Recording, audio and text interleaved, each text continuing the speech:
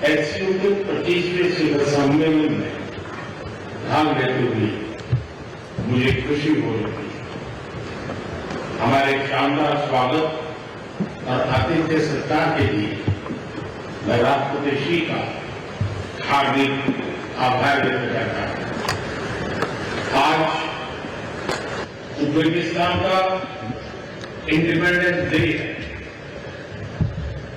कल किर्गिस्तान का राष्ट्रीय दिवस था। इस अवसर पर मैं दोनों लीडर्स को बधाई और शुभकामनाएं देता हूं। एक्सेलेंसी, पिछले 24 वर्षों में एचसीओ का पूरे यूरेशिया क्षेत्र की एक्सटेंडेड फैमिली को जोड़ने में बहुत महत्वपूर्ण योगदान रहा।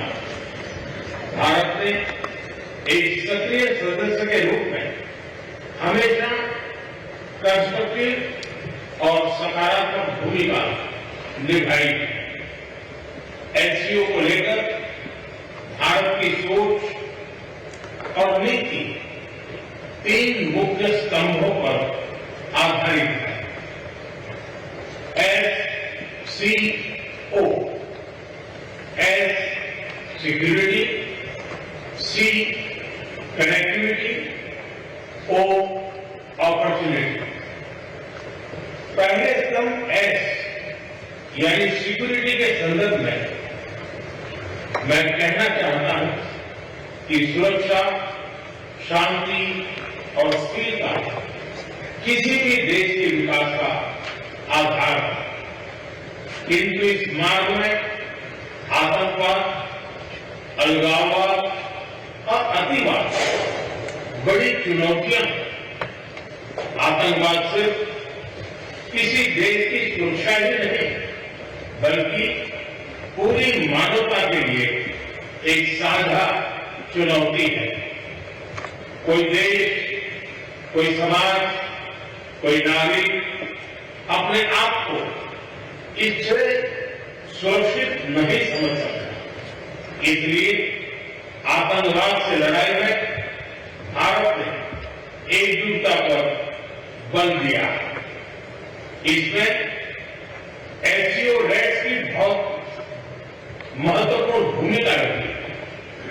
इस वर्ष भारत ने ज्वाइंट इंफॉर्मेशन ऑपरेशन को लीड करते हुए अल कायदा और इससे जुड़े आतंकी संगठनों से लड़ने का इनिशिएटिव किया। हमने रेडिकलाइजेशन के विरुद्ध समन्वय बढ़ाने और मिलकर कदम उठाने का भी प्रस्ताव रखा। टेरर फाइनेंसिंग के खिलाफ आवाज उठाई। इसमें मिले समर्थन के लिए मैं आभार व्यक्त करता हूं। एक्सेलेंसी, भारत पिछले 4 दशकों से निर्मम आतंकवाद का दंश झेल रहा। कितनी ही माताओं ने अपने बच्चे खोए और कितने बच्चे अनाथ हो गए। हाल ही में हमने पहलगाम में टेररिज्म का बहुत ही घिनौना रूप देखा।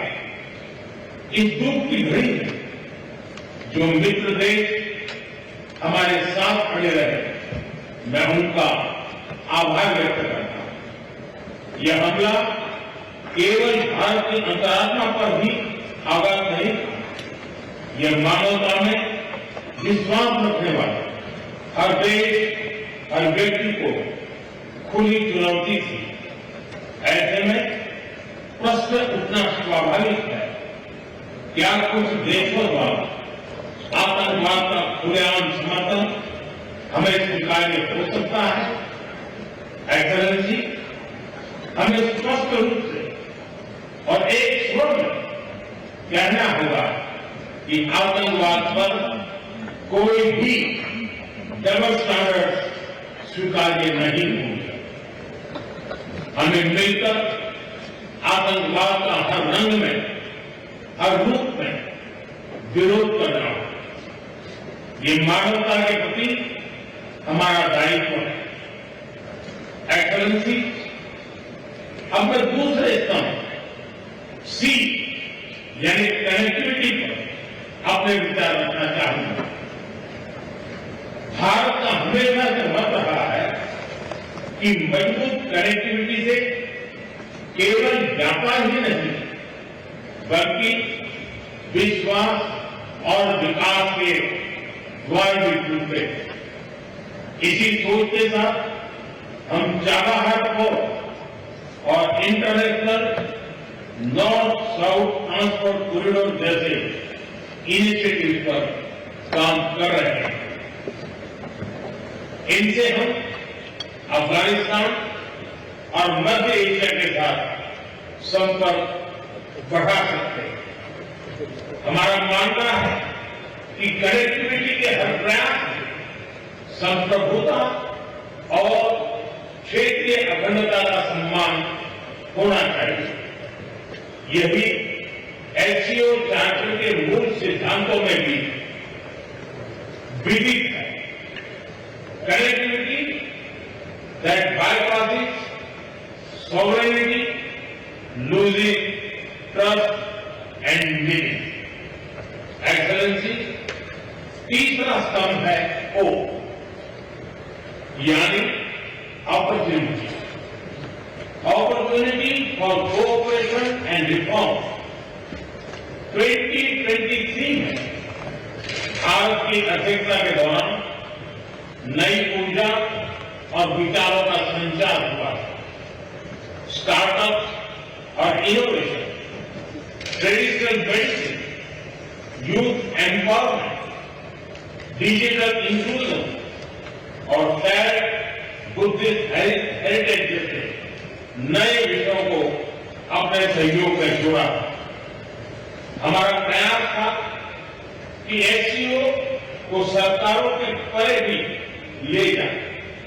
सामान्य मानवी, यंग साइंटिस्ट, स्कॉलर्स और स्टार्टअप को भी आपस में जोड़े।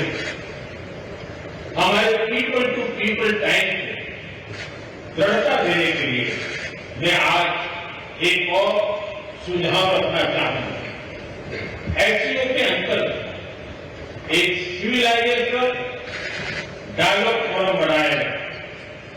इससे हम अपनी प्राचीन सभ्यताओं, कला, साहित्य और परंपराओं को वैश्विक मंच पर साझा कर सकते हैं।